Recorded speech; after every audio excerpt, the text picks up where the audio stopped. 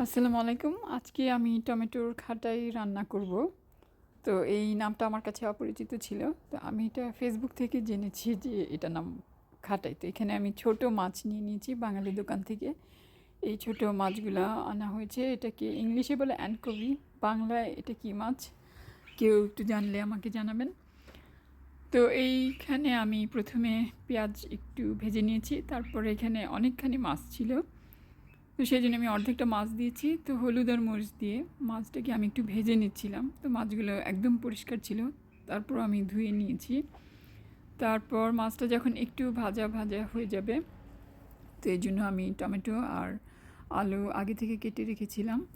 তো এখানে আমি টমেটো আর আলুটা যখন মাছটা একটু উপর দিকটা ভাজা হয়েছে, তো আমি ওই পর্যায়ে তো টমেটো আর আলুটা দিয়ে দিয়েছি। তো তারপর এখানে আমি একটু কষিয়ে নিয়েছি।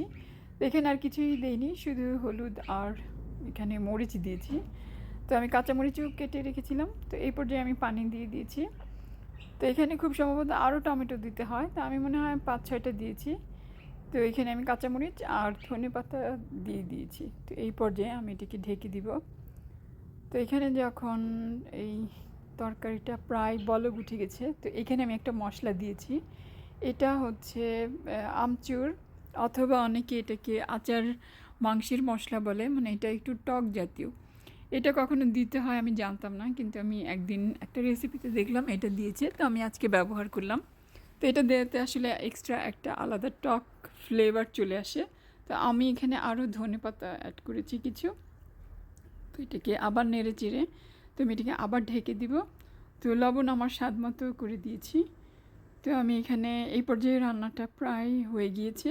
তো আলুগুলো যখন একদম নরম হয়ে গেছে এবং ঝোলও একটু শুকিয়ে গেছে, তো রান্নাটা হয়ে গেছে। তো এই যে আমি ভাত দিয়ে একটু নিয়েছি, তো এটা একদম একদম দেশীয় ফ্লেভার, আলহামদুলিল্লাহ। তো জিনিসটা খেতে খুবই